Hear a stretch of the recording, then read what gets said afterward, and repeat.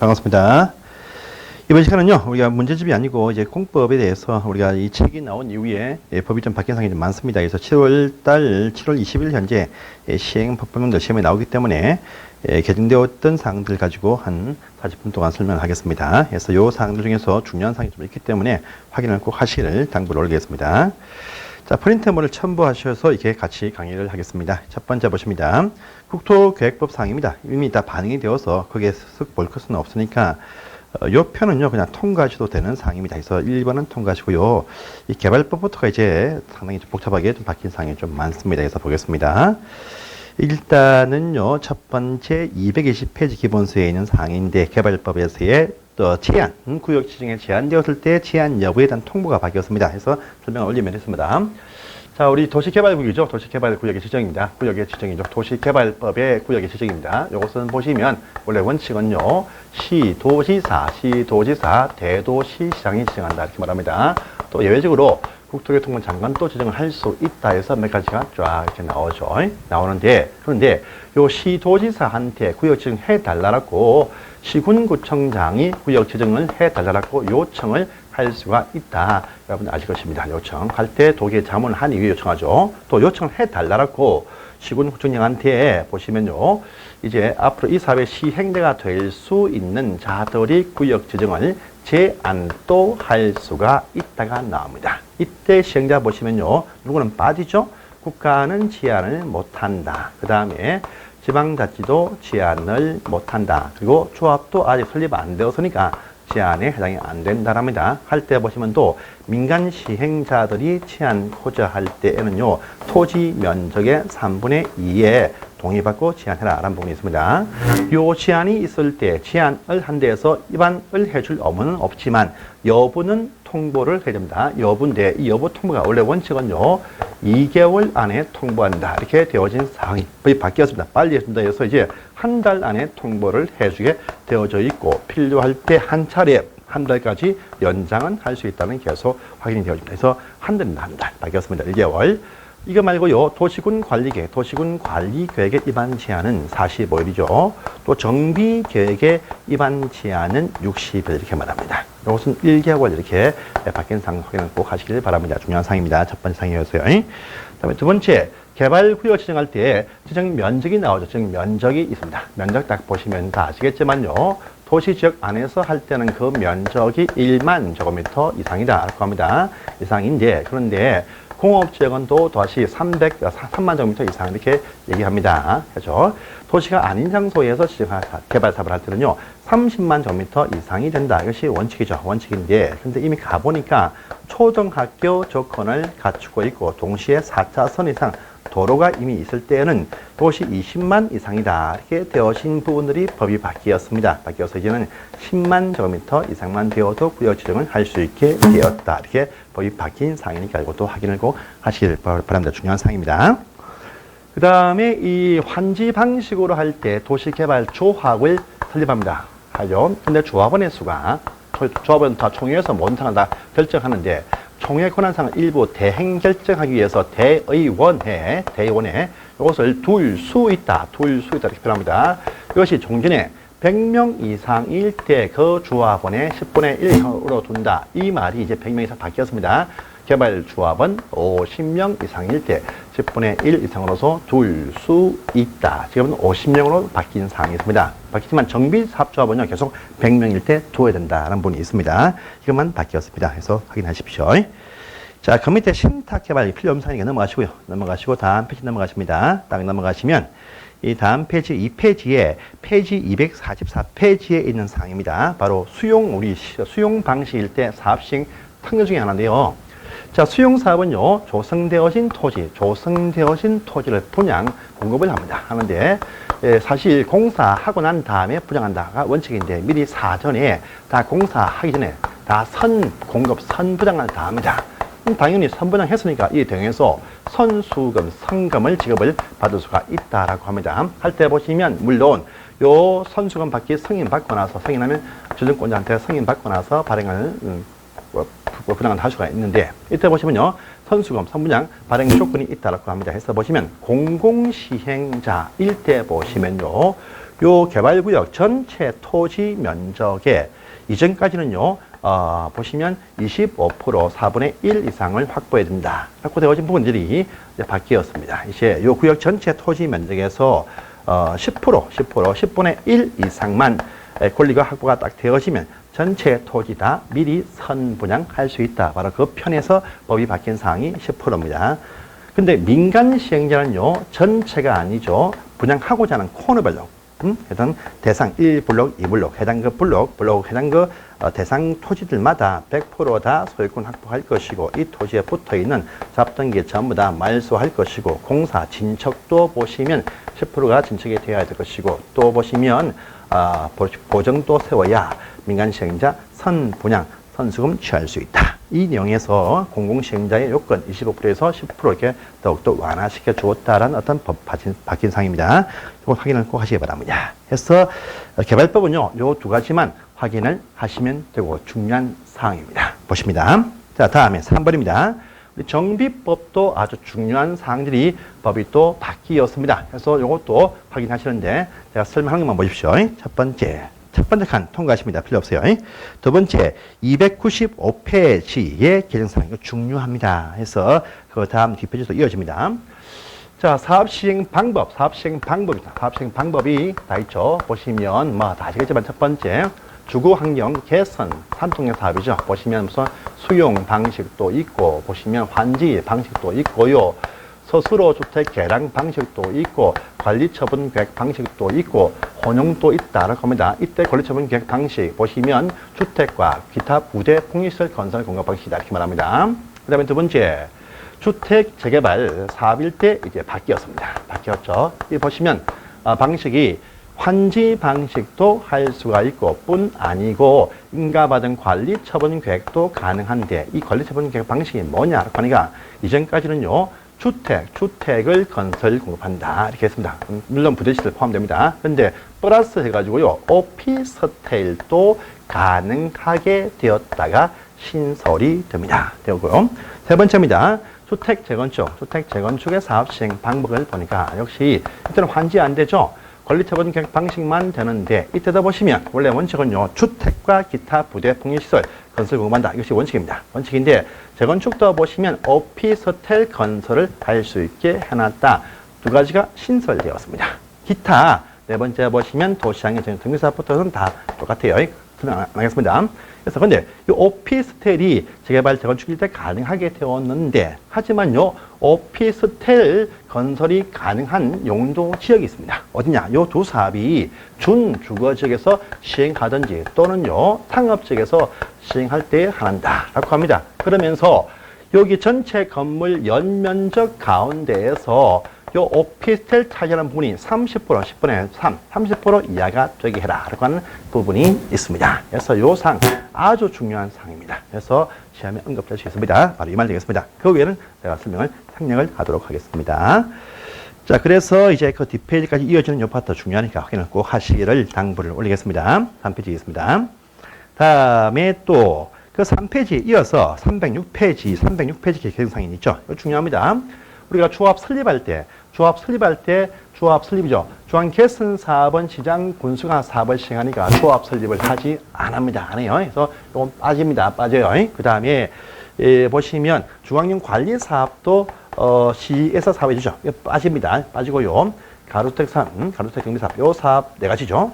재개발, 재건축, 도시환경, 가로주택 요 네 가지는요, 조합을 설립하게 되어져 있는 사업입니다. 그래서 조합을 설립할 때 조합 설립인가 신청할 때 설립의 동의 요건이 필요하다 이렇게 얘기합니다. 그래서 보시면 재개발 사업일 때 보시면요, 우리 토지 등 소유자 수의 4분의 3 이상의 찬성과 토지 면적의 2분의 1 찬성이 필요하다 이렇게 합니다. 도시환경 보니까 이것도 4분의 3 이상의 찬성과 면적의 2분의 1 되겠습니다.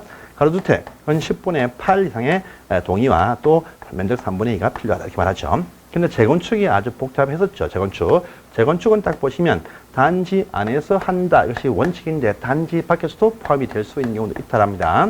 단지 안에서 할 때에는 항상 전체 주민들의 동의를 구하고 개별 각 동의 주민들의 동의를 구한다고 합니다. 이때 전체 동의를 딱 보니까 이것은 안 바뀌었어요. 계속 4분의 3 이상의 찬성 구분 소유자와 면적 4분의 3이 되겠습니다. 그런데 각 동의 동의가 원래 원칙은 3분의 2, 2분의 1이었던 것이 이것이 바뀌었습니다. 각 동에서는요, 면적 동의는 구하지 않고요, 소유자 수의 동의만 구하는데 그 수가 구분 소유자 수의 과반수의 동의만 있으면 된다. 면적 평수는 묻지 않는다. 이것이 바뀐 사항입니다. 바뀐 사항이고, 밖에 있는 지역이 포함이 될 때도 그쪽에는 토지정 소유자 4분의 3과 면적의 3분의 1, 이것은 바뀐 사항이 없습니다. 그래서 재건축할 때 단지 내에서의 동의, 비율, 각 동일 때 과반수의 동의만 구하면 된다. 이렇게 변경상, 아주 중요한 사항이니까 이것도 확인을 꼭 하시길 바랍니다.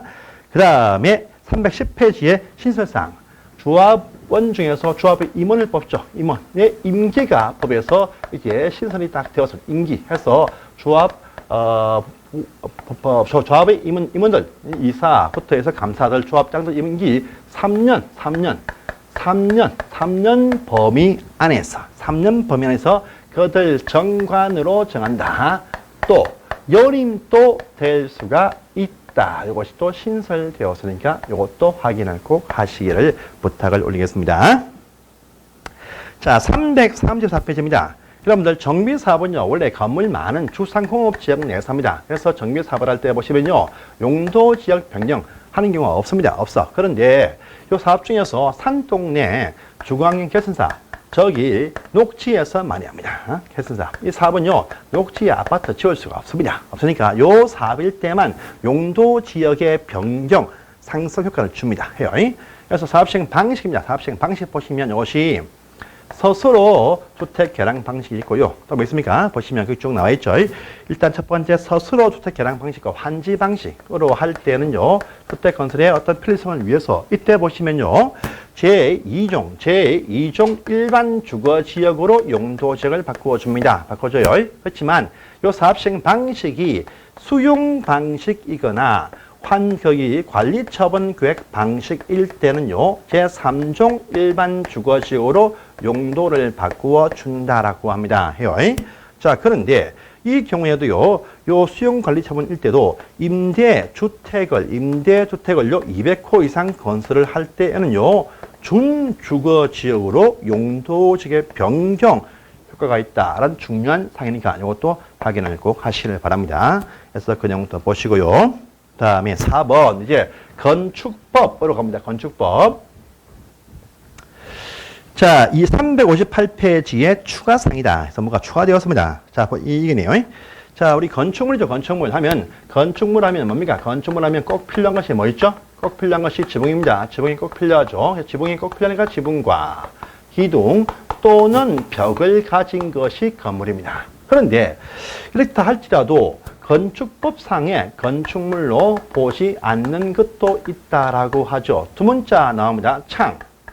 자, 창고인데 뭡니까? 창인데, 창고인데 공장 안에서 컨테이너를 가는 영창고다. 그 다음에 고속도로 청년 징수시설이다. 그 다음에 철도나 선로 개도 부지 안에서의 플랫폼, 보안시설, 보행시설, 급한 경우 창고입니다. 그 다음에 창고 철문, 문화재 보호법상에 지정되어진 또 가시적인 문화재인 골동품 건물입니다. 이것뿐 아니고 이제 하나 더 추가되어진 것이 수입니다.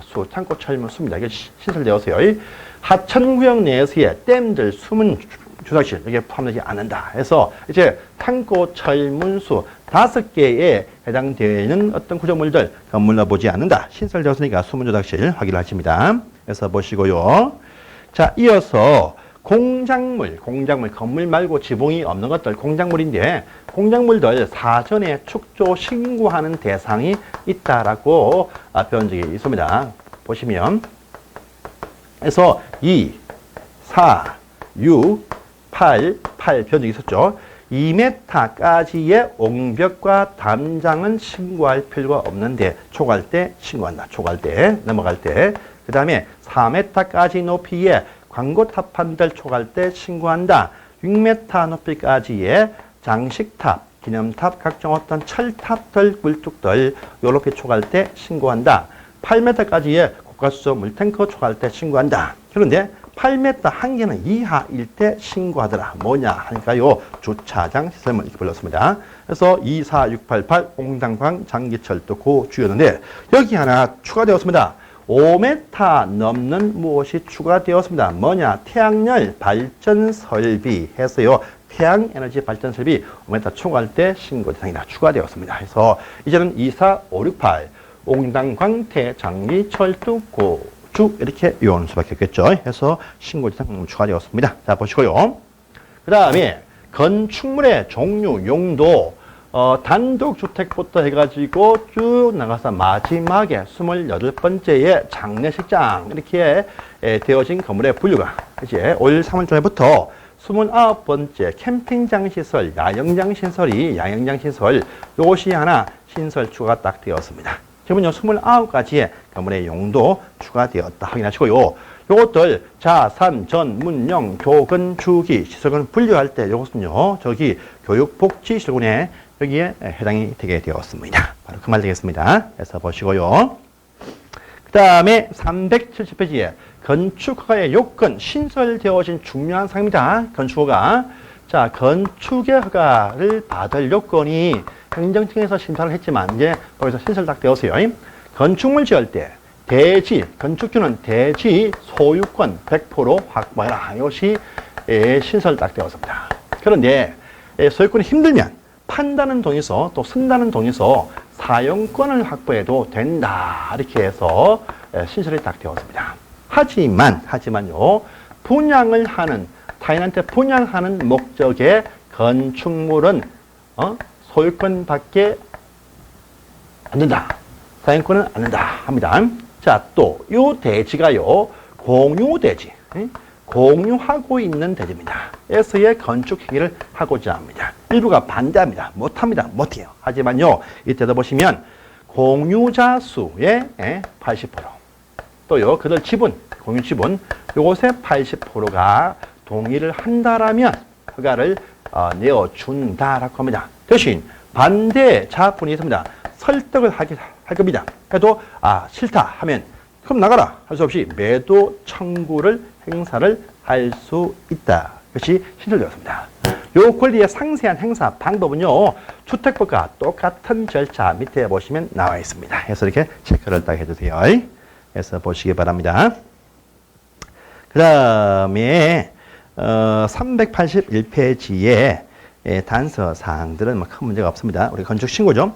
건축의 신고, 건축 신고만 해도 공사에 착수하는 대상물 참 많이 있었죠. 신고 대상에서 보시면 바연이 관대표는 공업수다 해서 9개가 있었습니다. 있었고요. 신고도 1년 내에 착수한다. 이것도 원래 있었습니다. 그런데 요 기간 또 1년까지 연장도 할 수가 있다가 또 신설되었다. 이렇게 아시면 되겠습니다. 해서 보시고요. 자, 우리 자산, 전문용, 교근, 주기, 용도 변경 신고할 때 위로 올라가는 용도 변경이죠. 허가를 받는다. 그래서 빠지면 신고를 한다. 아시죠? 아시는데 그런데 보시면요. 허가 대상일 때 보시면 그 면적이 500제곱미터 이상이면 건축사 설계가 필요하다.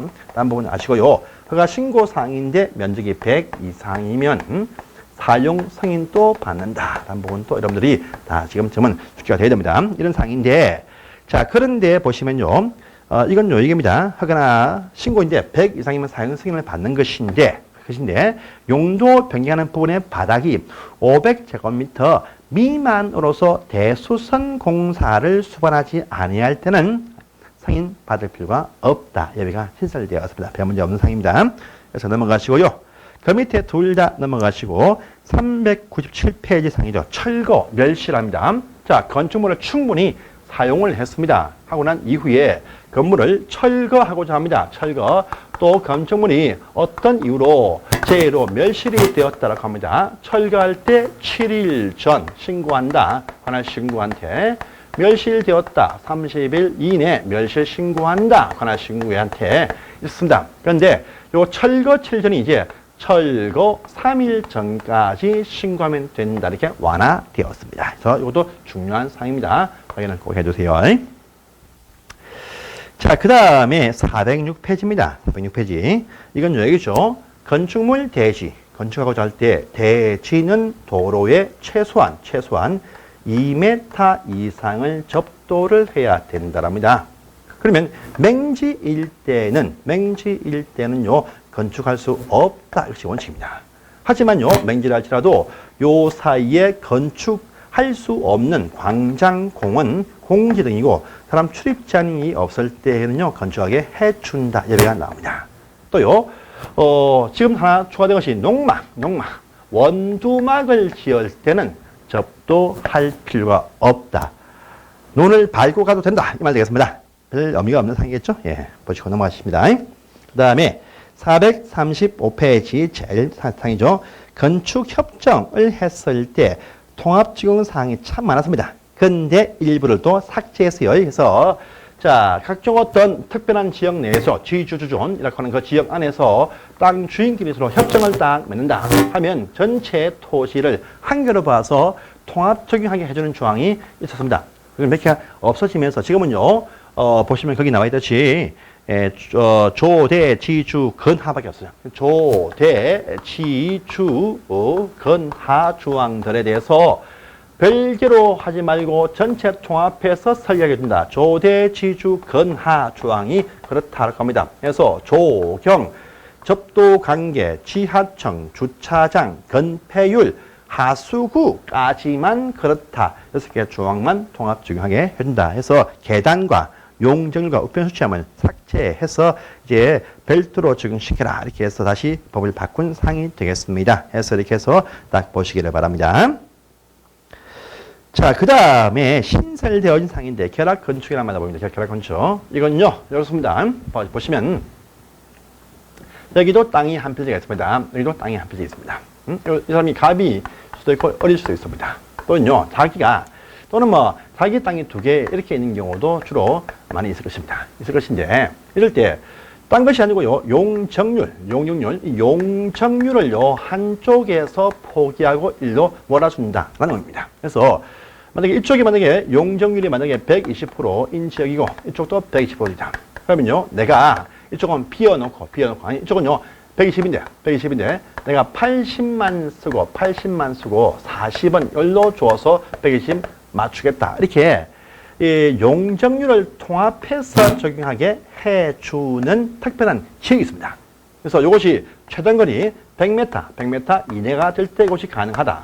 한데 이렇게 자기 쪽에 있는 혜택 중에 용적률을 일부를 넘겨줘가지고 이쪽에서 받아서 좀 더 짓게 해줄 수 있는 경우가 있다. 이게입니다. 얘기인데요. 이것은요, 이렇게 결합을 하면 30년까지는 최소한 유지는 해야 된다. 할 겁니다. 이런 또 특별한 지역이 있습니다. 그래서 보시면요, 여기 나와 있어요. 자, 상업지역 내에서 이렇게 할 수가 있다. 그 다음에요, 역세권에서 이렇게 할 수가 있다. 또요, 주거환경관리 사업하는 장소 내에서 이렇게 결합건축이 가능하다. 이것만 아시고 넘어가시고, 이건 이번 시험에 안 나옵니다. 다음 시험에 나올 겁니다. 그러니까요, 일단 대지간 최단거리 100m 이내일 것이고, 이거 체크하시고요. 건축주 2개 이상 땅 주인으로서 합의가 되어지면 용적률에 대해서만 통합해서 적용하게 해줄 수가 있다라고 합니다. 땅 주인이 같아도 그러하다. 나와 있습니다. 지역이 상업지역과 역세권 지역과 조행관리사업 지역만 이 협정이 가능하다. 이렇게 보시고요. 다음 장관 또 탁 넘어가시면, 넘어가시면 볼 것이 별로 없습니다. 다음 페이지에서 7페이지에서 제일 밑에 큰 3번의 관리편에 보시면 그 관리편에서의 4번과 5번만 딱 보세요. 최소한 30년 이상 약속을 해라. 그리고 이걸 깰 때에도 저는 100% 동의해야 깰 수가 있다. 밑에 4번, 5번 그만 체크를 하시면 되겠습니다. 보시고요. 또 신설되었습니다. 하나 더 있네요. 빈집 정리가 보입니다. 님. 자, 관할 시군구간에 보니까요, 흉가, 폐가가 방치가 되고 있습니다. 1년 이상 확인해 보니까 거주를 하지 않고 있다고 합니다. 그러면요, 해당 요 건축물 주인한테 철거하세요. 철거 명령을 딱 합니다. 이걸 하면요, 60일 안에 알아서 철거를 해야 됩니다. 안 하죠? 대신 집행 철거를 해버린다. 이렇게 하면 아시고 넘어가십시오. 1년 이상 방치되어진 흉가가 딱 보일 때 관할 시군구청이 철거 변경할 수 있다 하면요 60일 내에 철거해라 이렇게만 아시면 되겠습니다. 안 하면 대신 집행해서 비용 청구합니다 하고 나서 비용은 청구가 돼 대신요 철거한 비용에 대한 손실보상은 하게 되어져 있다 이렇게만 아시고 넘어가시면 되겠습니다. 자, 여기까지가 개정되었던 중요한 사항입니다. 사항이고 하나 빠진 게 있습니다. 빠진 게 있어요. 빠진 게 있는데 뭐냐면요. 여러분들이 환지 방식, 개발 사업할 때 환지 방식입니다. 환지 방식. 개발 사업할 때 환지 방식입니다.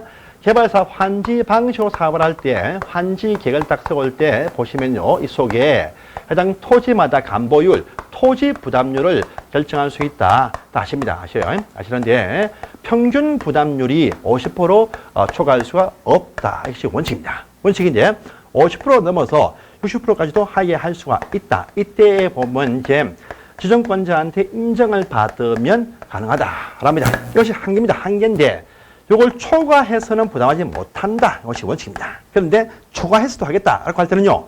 소유자 전원 100% 찬성이 필요하다라고 되어진 사항이 이제 법이 바뀌었습니다. 이는요. 초과 부담을 시키고자 할 때에 보시면 토지 소유자 3분의 2가 동의하면 된다. 이렇게 내용이 바뀐 사항이 있으니까 여기까지 해서 보십시오. 토지 부담률 감보율 적용 방식이 50% 넘을 수 없다. 원칙이지만 인정받으면 60%다. 또 전원 동의하면 초과 60% 초과할 수 있다. 이것이 지금 3분의 1로 바뀌었다. 이렇게 해서 수정을 하시길 바랍니다. 하면 이제 중요한 사항들 다 훑어봤네요. 그래서 요 정도만 보시면 충분하게 개정 조항들 다 이해하셨을 거라고 생각합니다. 그래서 요점만 보시면 이번 시험에 요 바뀐 사항에서 한 2문제까지는 시험에 나올 중요한 사항들이 있으니까 한 번 더 확인을 하십시오. 제가 설명 한 개만 보시고 설명하지 않은 것은 보실 필요가 전혀 없습니다. 이렇게 하겠습니다. 자, 고맙습니다.